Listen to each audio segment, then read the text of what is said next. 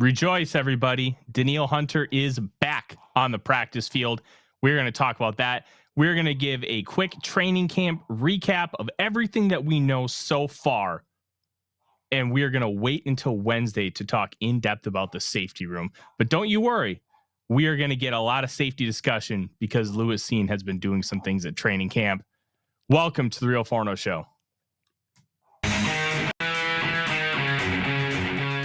Welcome to the Real Forno Show, hosted by Tyler Fornes, the managing editor of USA Today's Vikings Wire, writer for the College Football Network, publisher of Substack Run In Shooter, host of The Good, The Bad, and The Hungry on the Voices of Wrestling Podcast Network, as well as a founding member of Vikings First and SKOL.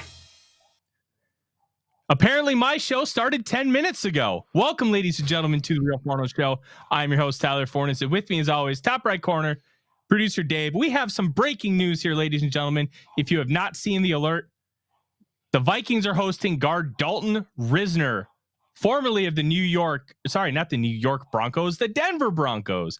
And he is a left guard by trade, and he is a pass blocker first. And he is struggled a little bit in zone blocking last year. Honestly, surprised he's still available on the market. There must have been some kind of injury concern that I'm not aware of, because I feel like he should have gotten a contract a little while ago. As I text Judd Zulgad here really quick, because this is breaking news. We're trying to figure it out. And Dave, let's start with this. How are you? I'm doing great for this Monday, July 31st, 2023. Tons of news.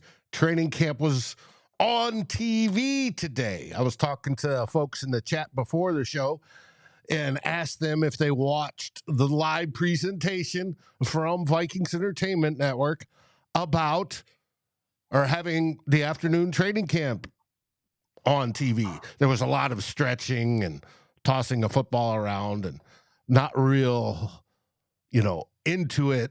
You didn't see a whole lot of pads popping and things like that the good people that are there got to see. But it was fun to see for those of us that can't make it in person.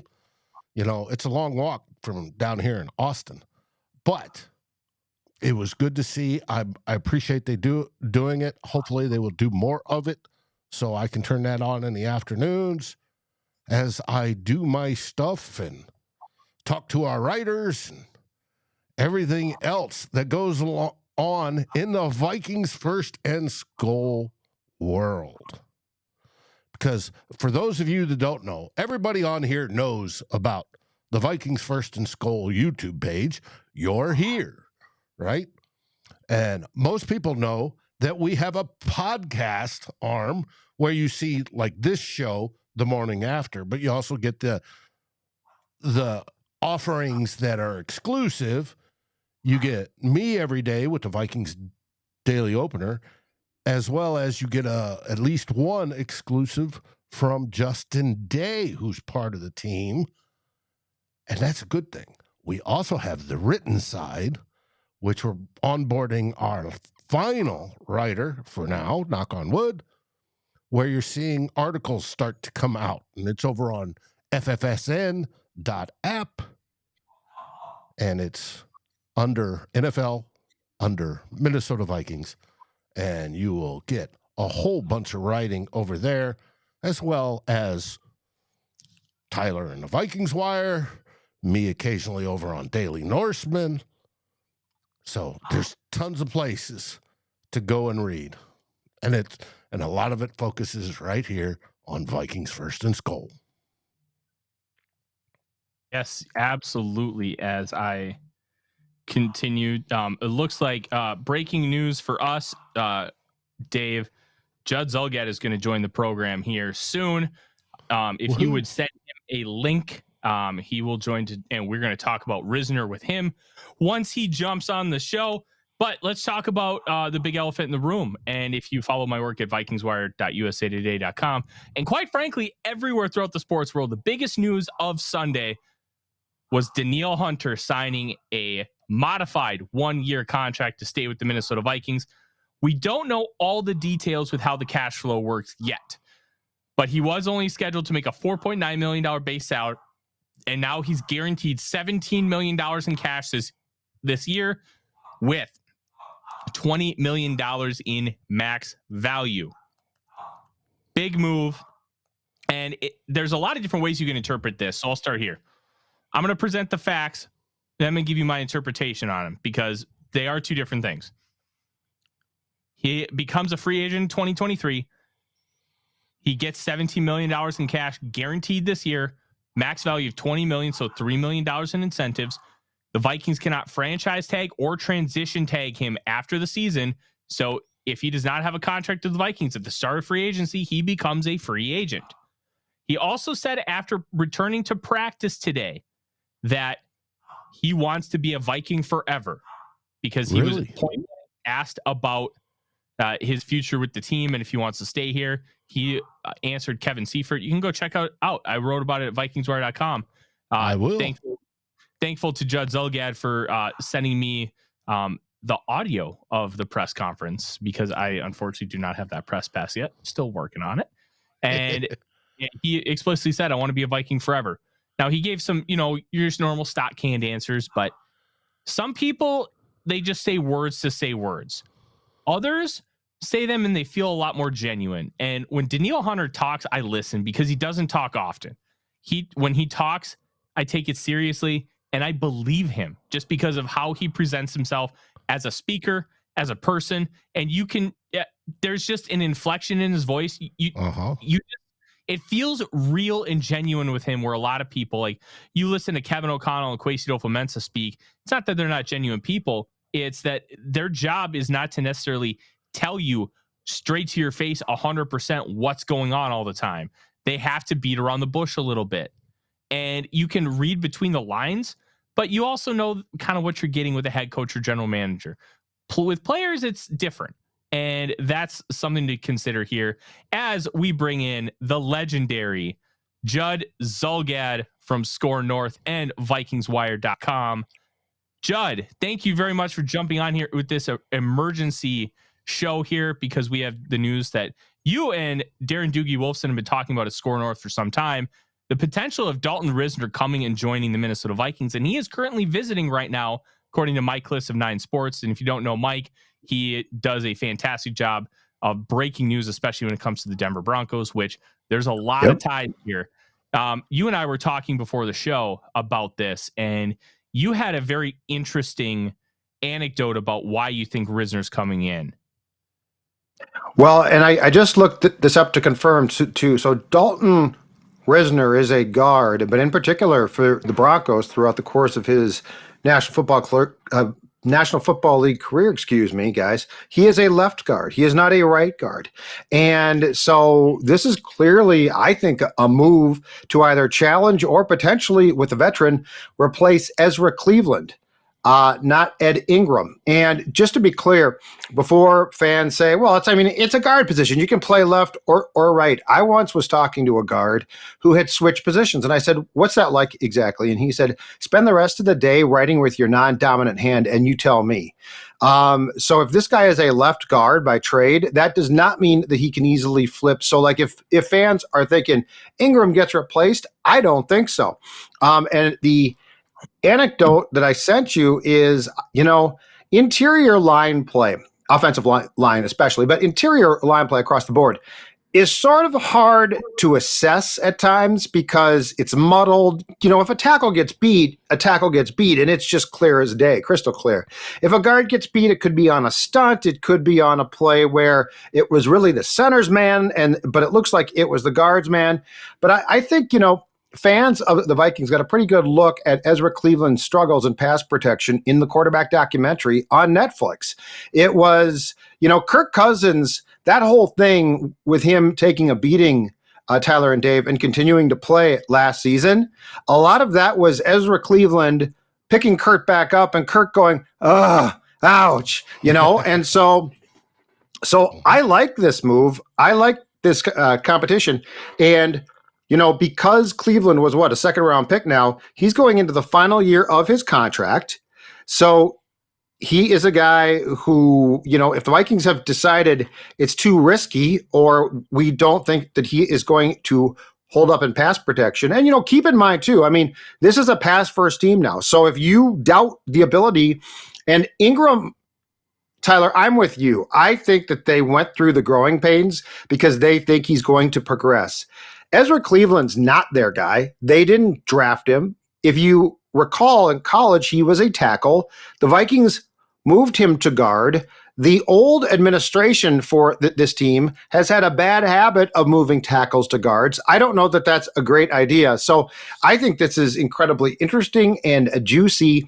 I've seen already tweets about, does this mean that Cleveland gets traded if they sign Dalton Risner? Well, I've got this question. Could Ezra Cleveland be a surprise cut? You know what? He very well could be. And you and I have talked extensively about this, Judd. I think DJ Wanham could be a surprise cut because of his salary, and his play does not necessarily warrant paying him nearly $3 million when you could pay Luigi Villain or the less than $1 million. And that drop off is not going to be that significant. And if you look at where everything intersects, like on a map or like a graph, like it's going to be at a point where you're not going to feel comfortable paying a guy 3 times as much money for a similar output. So I wouldn't be shocked. Cleveland did get some incentives this past season with the I can't remember the exact verbiage of how it's worded, but basically if you're a round 2 through 7 pick and you had certain snap milestones and Pro Bowl awards, then you get raises based off of that. Yes. So it's an incentive to help these young guys who just way outperform being a non-first round pick. And Cleveland hit a lot of those. So that's something to be aware of too. And you could save $3 million on the cap, and with just having to pay Danielle, and now you're paying Jefferson and Hawkinson here down the line. You don't want all of your cap space for next year to go kablooey. You'd like to be able to have some of that to be able to figure out how to work with things next season. It's not a crazy thought at this point. And I think that this definitely means, because, Dalton Risner has been on the market since March. And he is right now, I think, the best guard for sure left on the market. This means the Vikings have seen something in the first week plus of camp as well from Cleveland. Mm-hmm. I would think that they don't like. Like you don't make this move on some type of whim of, well, we've started training camp. Now let's see if we can replace guys, right? So something has happened where they clearly don't feel comfortable. It helps that the Vikings offensive line coach, Chris Cooper, comes from the Broncos, knows Dalton Risner very well. But I got to think that they've seen something in this first week plus that they flat out don't like. I am the guy a year ago that said bring in Trotter at center. I am all for, if you can strengthen your interior line, especially with a vet on a team that feels it can win now. And there's no question the Vikings, again, feel that with the components of this roster, they can win now. I would far rather replace a player now than be sitting there in October with Kirk Cousins on his butt, or worse, this time with broken ribs, right? So I think that this is proactive. I think it's smart. It might lead to nothing, but it definitely, if nothing else, again, Dalton Risner's a left guard. If nothing else, this is a wake-up call to Ezra Cleveland that if they don't sign him, he better get his act together, because this is basically a vote of no confidence right now on how this coaching staff feels about the job Cleveland is doing. Because, again, I think, he might still be a little bit shaky. I think Ingram is safe. This team put a lot into him. Keep in mind, they drafted him, and I'll repeat, Ezra Cleveland flat out, going into last year of his contract, is not their guy. He was Spielman's guy, and I think that somebody's seen something that they think can be improved upon, and if so, good for the Vikings. Absolutely. And one other thing to consider here, 2 things, Judd. One, I don't know how much you're aware of this, but Ed Ingram played more left guard at LSU than right guard. So being able to, if they wanted to put Risner over on the right side and move Ingram over to the left, because he's got more comfortability there, that's something to think about. And 2, he does have a relationship with Chris Cooper. I know Doogie has spoken often about how close they are his people. Cooper obviously coached him for 3 years in Denver. So it's going to be really interesting to see how this shakes out. And it's not a mistake that they're trying to go after this. Judd, I know you've got a lot of work to do. I greatly appreciate you taking 5 minutes to jump on here with us. And no problem, guys. It's juicy. It's juicy. I love juicy and controversy and training camp. There's nothing like it. I'll talk to you guys soon. Bye, Dave. Bye, Tyler. See you tomorrow, Judd? Yeah. Tomorrow. Tomorrow's another day of exciting practice. I'll see you at practice. Have a good day. All right. Sounds good, man. See you, buddy. See ya. All right. Thank you very much to Judd for jumping on with that breaking news about Dalton Risner.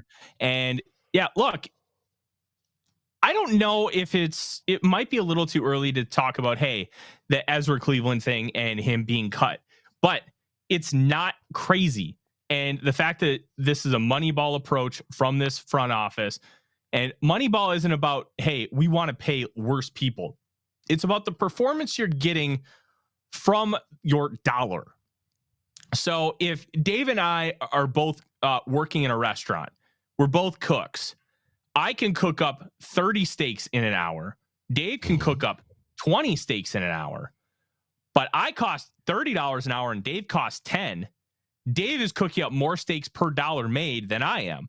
So therefore, Dave is a better value than I am as a cook. Then that's kind of the same approach that they're working with here. If Risner's going to give 80% of what Ezra Cleveland does, but costs like 60% less, that's a hell of a value. So that's the Moneyball style approach. It's not about trying to be cheap. It's about what is your dollar giving you? And it's you do that every single time you go to the grocery store. You compare name brands to generics and try to figure that out. So like, this is a really smart way of trying to approach the game of football. It's just different. And everybody's been doing these kinds of things, but it's brought out in a different light and talked about differently. And I think that's why Kwesi Adofo-Mensah has been scrutinized for it over the course of the last 18 months that he's been at the helm. And if you want more about the Moneyball approach, please go watch the movie with Brad Pitt. One of the best, if not the best, sports movie ever made. And that'll be enough about Moneyball and Dalton Risner. That the more we have, we are going to talk about this, and it's going to be fun. But Dave, we need to talk about a lot of this training camp stuff. We already talked about Danielle Hunter. What? I just want to let the people know, Risner and Cleveland, if you basically reverse their pass blocking and run blocking grades, that's what you get. You get a pass blocker that's scoring in the 70s with Risner, and you get a run blocker that's scoring in the 70s with Cleveland. And then they're weaker on the opposite. Risner's a little bit better at run blocking than Cleveland is at pass blocking. It would be an improvement for the passing game, which the Vikings are very, high on. So I find it interesting because he's probably going to come in. If he signs, it's going to be vet minimum or just a little bit more than that, which is he'll probably be less than the $3 million for Cleveland. Yeah. But interesting. Absolutely interesting. And Gary, thank you very much for joining late. You're going to want to go listen to the first 20 minutes when you're done here with the show. Judd Zulgad made a surprise appearance, and we talked about the potential of signing Dalton Risner. So this is going to be a really good episode to go back and watch. We haven't had this many people on in a long time. Thank you very much for joining us here. Look, here at Vikings First and SKOL, things are just ramping up and getting better. You obviously know that we are going to be here all throughout the season, and the best part about us, we're going to be consistent. We are going to be here, and if we're going to have to modify our times, you're going to know about it. Speaking of, next week, the show might be a tad late. We will communicate it with you. I'm going to be at practice, and it is an hour away from me. So depending on how quickly I get out and get home will depend on how quickly we can get the show out, and Dave and I will be in constant communication. So this show may get pushed back to 6:30 or 7 p.m. Central Time. Please be aware of that. We apologize for any inconvenience, but it's important that I get out there at practice so we can give you the best information possible about your Minnesota Vikings. And speaking of your Minnesota Vikings, training camp, Dave, today was first day of pads. First day of football. It's not flag anymore. It is, I'm going to smear you in the middle of the field. And apparently there was a play with Lewis Cine and Brian Asamoah just lighting a guy up, which it gets my juices flowing. I'd love to see that, but I want to see the highlights. I've been busy this afternoon. I want to see the pads popping and the tackles. Now, mind you, they're going to be full contact, but they're not going to be or try to be full take to the ground because they're thinking safety. But the first day people come out and they fly. Tomorrow they may feel it a little bit and it's going to be interesting, but I would love to see pop somebody. That'd be nice. He made a nice interception yesterday. Yeah, absolutely. Yeah. I'm trying to think of where we should go from here, Dave, because there's a lot to talk about. Where do you want to start? Hey, we can talk about you wanted to talk about this young man, Jaren Hall. All right. If you are new here, thank you very much for joining us. But I need to be very honest about this. I am the world's foremost Jaren Hall fan. And anything I say is within the context of, look, he's a 5th-round pick. If he doesn't work out, he's a 5th-round pick. For being a 5th-round pick, I have sky-high expectations for the young man, and I think he can be a tremendous football player and possibly the quarterback of the future. But we also have to contextualize, he's a 5th-round pick, and the likelihood of that working out is low. So, with that being said, let's get into the hopium, baby, because there is a lot to like about Jaren Hall. He's going to get a lot of reps, and Judd tweeted out earlier today he looked a little lost in team drills. Look, it's day 5 of training camp practice. He's learning the verbiage of a new offense, one that's similar to what he ran at BYU, but what he ran at BYU was a spread version of it. So you take the same concepts and you just make them different. You run them out of different formations, and they have different play call verbiage. It's like going to a McDonald's in Saudi Arabia, and you know what a Big Mac is, but instead of the Big Mac being written in English, it's written in Arabic, and you don't necessarily know how to order the Big Mac because you have to learn a different language, and that's kind of what Jaren Hall is doing right now, and he'll figure it out. It's just going to take a little time and a little bit to get that comfort so he can be able to get in a position where he can use that comfort and take advantage of the defense that's in front of him. So he made some really good throws. And the one thing I'm looking for, he threw an interception to Mekhi Blackman in practice yesterday. Receiver was open. Receiver ran the right route. Receiver looked good running the route. The throw was just a little high and it got picked. That's something you can clean up. It's not a poor decision. Oh, as I've got 2 dogs running in here playing. Yep. Now, from what I'm hearing is the young man sometimes throws some great balls on target, looks fantastic, and other times he's a little erratic, slightly off target, and sometimes a little lost. And that's to be expected with a rookie quarterback. I don't care what round you have.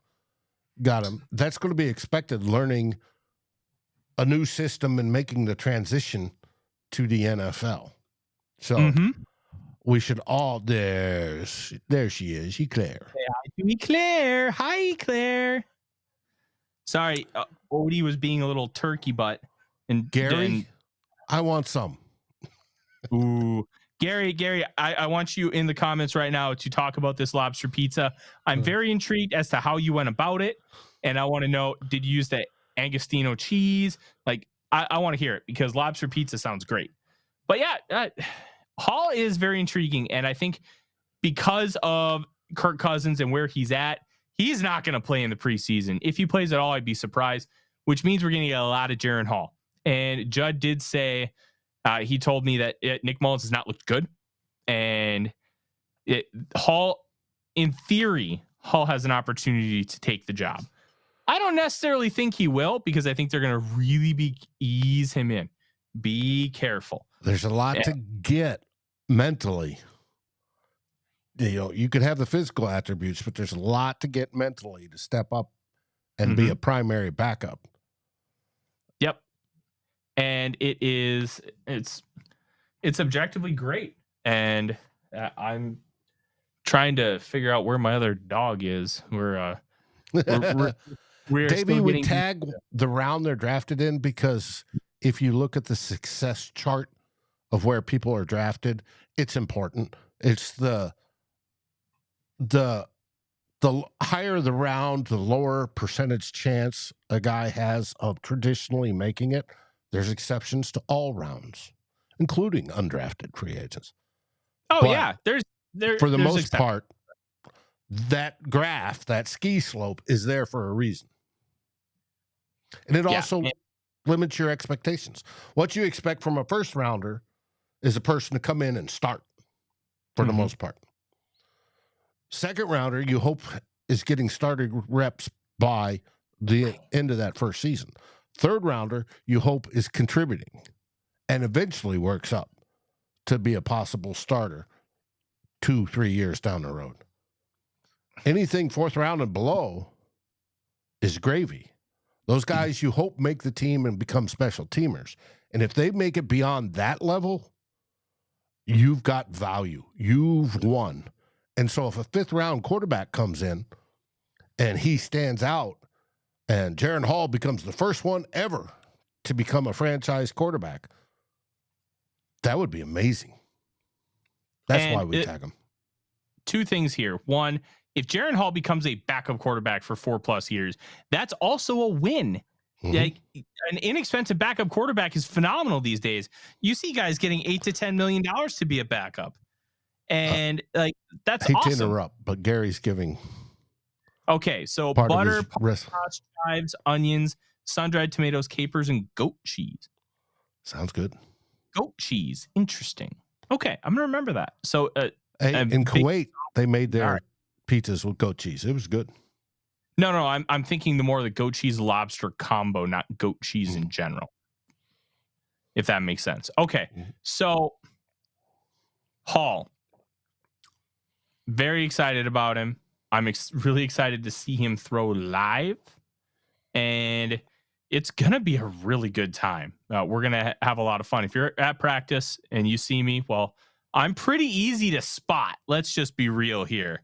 Yeah, come on, say hi. We're going to have a good time. And Hall is going to have opportunities to show that he can thrive. And we'll see if he can.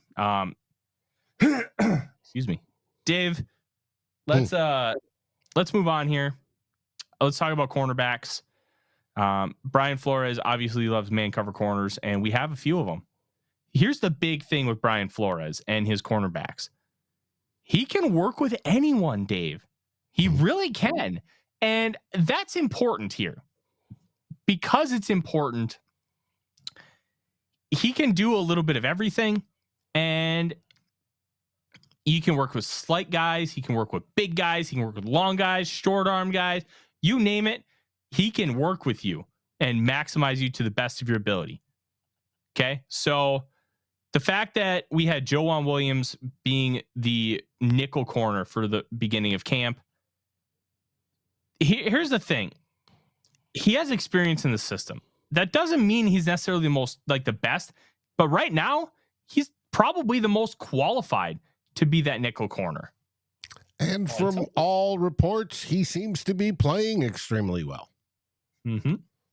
Yeah. But yes, he does know the system. He's the only veteran on the team that does completely. And that helps. Yep. And he's going to get to start early no matter what, while the young guys, Evans, Booth, Mackay, all learn all that stuff. Eventually, hopefully they overtake him or he balls out. Either way, it's a good thing. Okay. So Gary does update us on the goat cheese with the pizza. Spoon drops throughout, but not covering. All right, sweet. So Williams obviously was that guy. We did see, and we talked about on this very show, Mekhi Blackmon was the guy to be the nickel corner last year. In minicamp, he was the nickel guy. So he got some of those reps at the end of practice today. Can we read anything into that? Not yet. Let's see a preseason game. Let's see the depth chart, first official depth chart come out. Let's see how things are rotated. Let's see how often Blackmon keeps getting in there. Like, there's so much that we just don't know, and we really don't know how Flores is going to operate this defense yet. All those matter. All those are a conversation in this realm. So we're going to figure it out. But I do think it's noteworthy that Booth has still not really been able to rotate in with the ones yet. That's not a death sentence. He's coming off of a knee injury. He's working his way back. And I still have incredibly high hopes for Andrew Booth Jr. But if it doesn't even really get rotated in the first few weeks of the season and he's healthy, I'd start to be worried about him on a long-term level. But we're not there yet. He's only at his second training camp, and this is the first one he's going to be able to participate in full. That matters here. So we can also kind of transition to talk about other secondary mates, and that is Lewis Cine. Lewis Cine had that great interception in practice on Saturday where Jalen Reagor ran a hitch route and he jumped it. Mm-hmm. Awesome stuff. But at the end of the day, it's why he was able to do that. And that really boils down to Brian Flores. And I have to adjust the dog because she is panting and I got to let her paws exposed. So Flores it does a great job disguising. And because he disguises, it gives people like seeing the ability to be able to make up ground.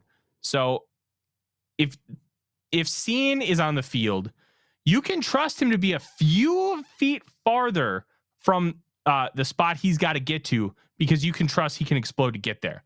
That's why he makes such a difference versus a guy like Cam Bynum, because of that ability to plant his foot in the ground, explode forward, and make up space. It's a big deal.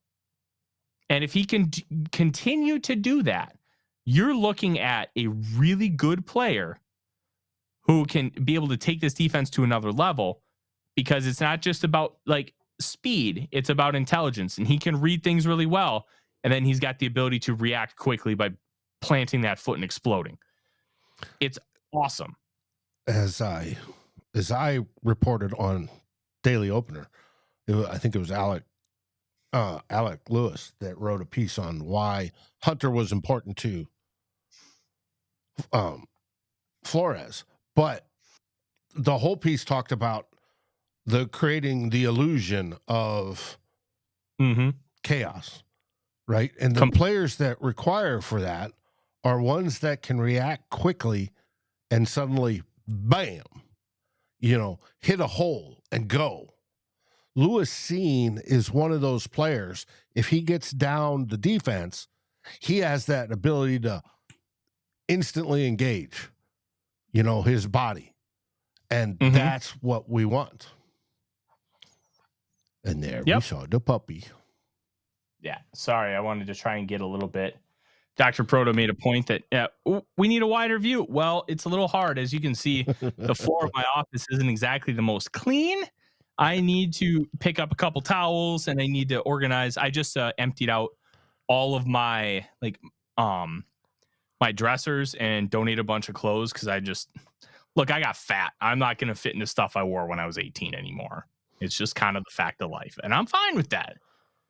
But we did a bunch of donations. We donate. My best friend, Tom, who probably will never watch this, has epilepsy. And he's, in terms of people who have epilepsy, he's incredibly lucky. But we decided we give our donations to the Epilepsy Foundation.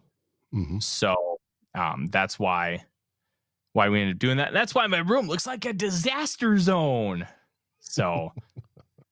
Yeah. Look, at the end of the day here, I'm really excited for what Cine can do, but the one interesting thing is here, Scene's not exactly a guy who is, I need to level off this camera just a little bit. There we go. He's not a guy that can play a true center field, Dave.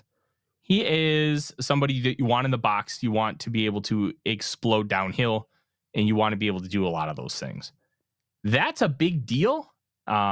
He has the ability and the talent to be able to play center field. He just isn't good at it in comparison to the other things that he does well. I'm intrigued, and I talked to Thor Nystrom on Purple Daily on Draft, which you can find on the Purple Daily YouTube channel and podcast feed, or if you need a quick link, go to VikingsWire.com. He talked about the fact that he doesn't think that Lewis Cine is a great center fielder, but he thinks that Cine will be the center fielder, which the whole conversation was interesting. I think that he also mentioned that he could be a great pass rusher like Harrison Smith. Smith has like 17 sacks in his career. For a safety, Dave, that's a lot. That is a lot of sacks. But it's also a good thing when you have a safety who can rush the passer like that, because it can give you a lot of different versatile looks. Oh, line up on the line of scrimmage because of a tight end. Nope, I'm just going to blitz through the B gap. And all of a sudden, your quarterback's going down. That kind of stuff matters here. And I think that's really what Flores does. Yeah. He's going to make it as tough on that offensive line calling protection to account for everybody. They may see, virtually 10 men up in the box, and they're like, oh shit, who's got who? Who are we blocking? It looks like all of them are coming. Yep. And very much like Zimmer. Zimmer ran a very similar style. And you'd feint. Some guys would rush, some guys would whatever. There's keys that they're looking at, whether they're the ones that go. I mean, it could be called ahead of time, but there's also a lot of keys depending on how the lineman looks, the offensive lineman looks when he lines up, puts his hand in the dirt. All sorts of things give tells to the defense, and they're looking for those. And then if they can spot those, react, boom, gone, quarterback. The greatest sound in the world, if you play on defense, especially if you play on edge, is the air leaving a quarterback's lungs as you sack him to the ground. It's one of those lovely things. It just is. And that goes for anybody that's blitzing.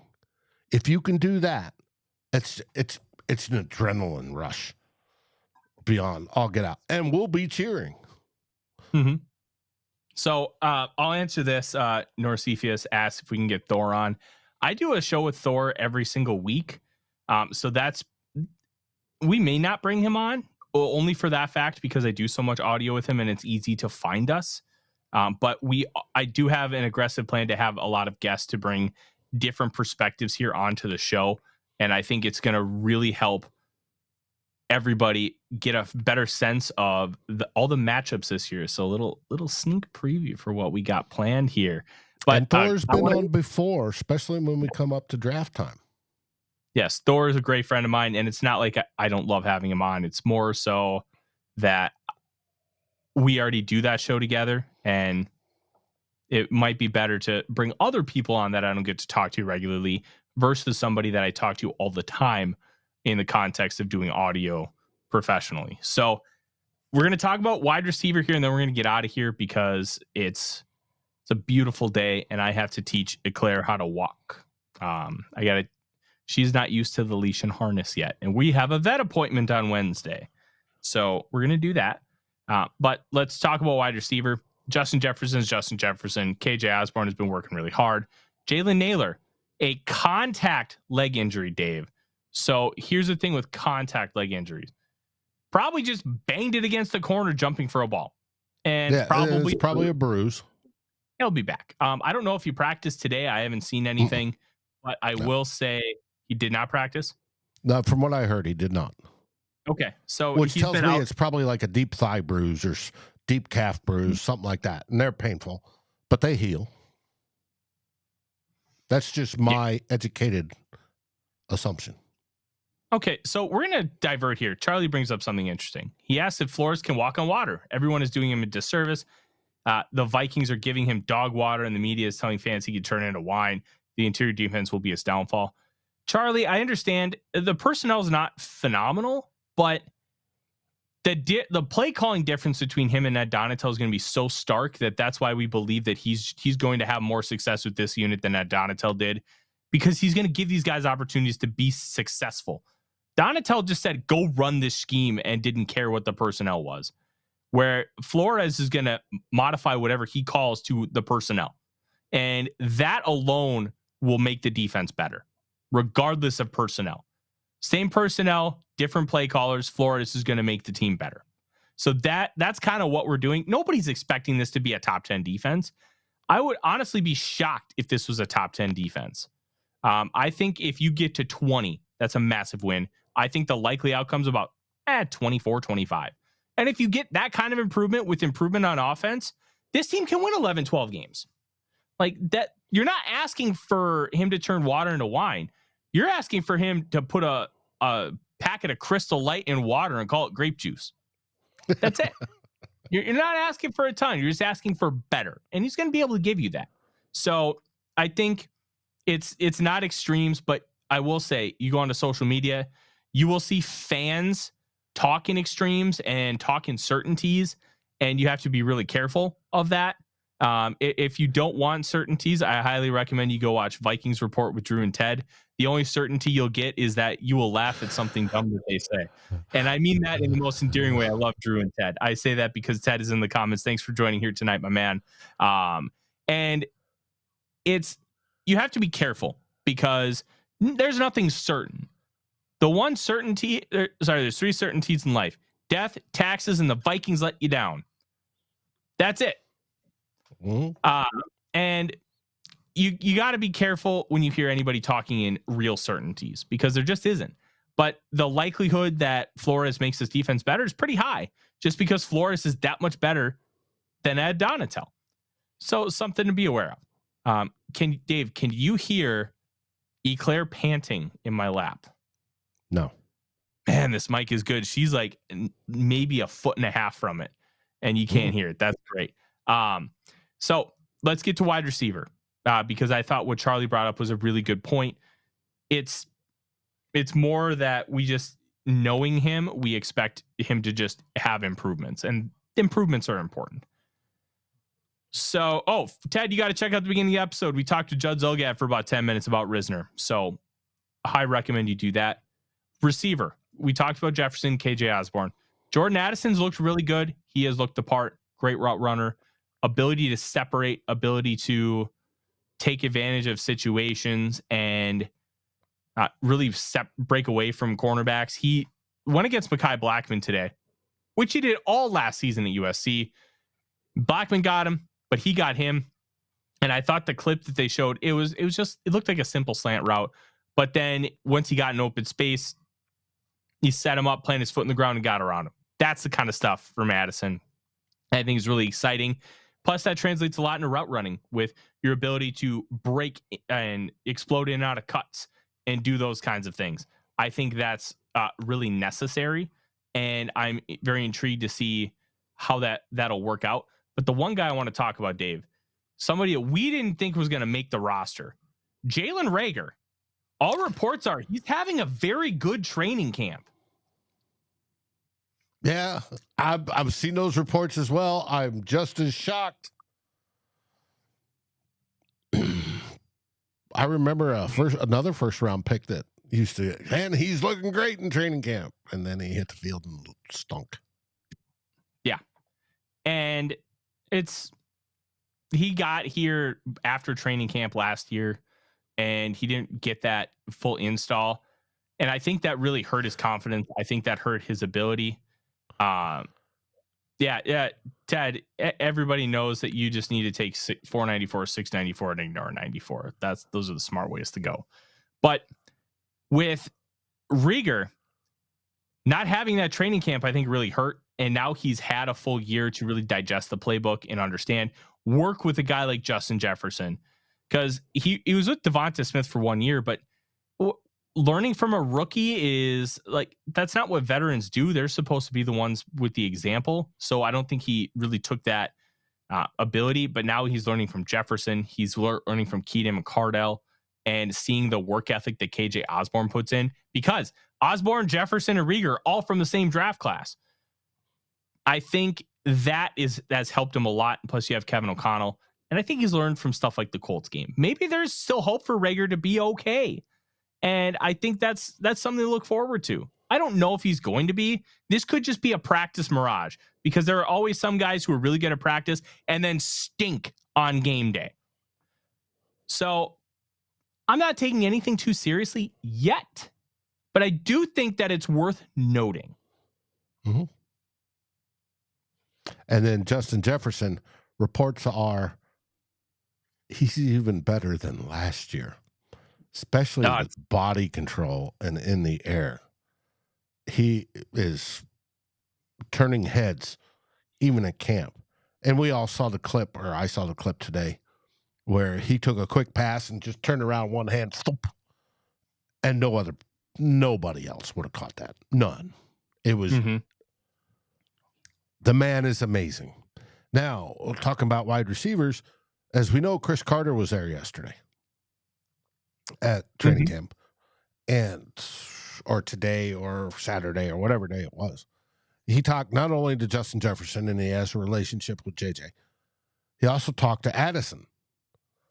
So hopefully there was a nice discussion with the young Jordan Addison, and we'll see. But I think he's hoping that JJ blows away his records, and he's happy with it. That, hey, if JJ becomes the greatest Vikings wide receiver ever, surpassing him and Moss, he'd be just loving it. I think that's good. Yeah, and I also think it was important for Carter to talk to Addison, because Addison had that speeding issue, which people are talking about in the chat. Well, we all know Carter. He was addicted to drugs, and he got released from the Philadelphia Eagles. Dennis Green brings him in, and he turns his life around. And I think having the experience of being able to do that and turn your life around and kind of be like, hey, don't get in the positions I was. Learn, understand what my mistakes were, learn from them, and you're going to be better for it. And the fact that he had success in this town for this franchise, I think makes a difference. As you see little Missy Claire right here, just hanging out, ready to go downstairs and relax on the couch again. She is excited. But yeah, that's kind of the deal. And wide receiver is going to be an interesting group. I'm very, very excited to see how everything shakes out. We'll see how it does. But Dave, that's the show. Not a whole lot else from training camp to truly report. Hi, sweet girl. Hey, the Dalton Risner visiting is big. It's huge. Hopefully we'll have more news by tomorrow. That one is huge. So, and that's more. We're the first ones. We've broken on air. Charlie, I don't know who Rieger's been beating, but he's had like a couple double moves, and I think a couple of his wins that I've seen have been in zone coverage, which it's zone, so unless you like really study the play, sometimes it's hard to determine who's at fault. But if Rieger's just figuring out his first round potential, that's good, and I'll take it. But that like I said, that's our show. We'll be back Wednesday. Dave will have the Vikings Daily Opener every day of the week. We may try to get in a quick podcast tomorrow from TCO. We'll see how the logistics work there. I need to figure out. I don't know if I can bring like a backpack, so I can like take. It may be similar to stadium rules. Yeah, so I'm gonna have to figure that out and see what I can and can't do. But at the end of the day, we're gonna be live at TCO tomorrow, and we're going to have all kinds of coverage for you. And I already have a write-up of today's practice on VikingsWire.com. I will be at the night practice on Thursday as well. Look, we are going to be covering this team from every possible angle. And Lil Eclair right here is going to be the best mascot, as Odie is just vibing on the floor. In the meantime, make sure you hit that like button, subscribe, We're over 800 subscribers, and we want to be at 1,000 by opening day. Mm-hmm. And that's going to help make things a lot better for us long term. To be Dr. Proto, I can't snuggle Odie in the backpack. I think they'd find him. I don't think he'd like being in the backpack. But this is going to be a really fun season, and we're looking forward to being able to take this thing to another level and bring you the best Vikings coverage around. With that being said, check out our site at our page at fansfirstsports.com. From Dave, from Odie, from me, Claire, I'm Tyler. The one thing we always say, SKOL Vikings, baby. SKOL Vikings. Like, subscribe, and ring the bell to get notifications. It helps us grow this community that we all love, our Minnesota Vikings. And on behalf of Tyler Fornes and myself, Dave Stefano, thank you so dearly for watching the Real Forno Show. SKOL, everyone.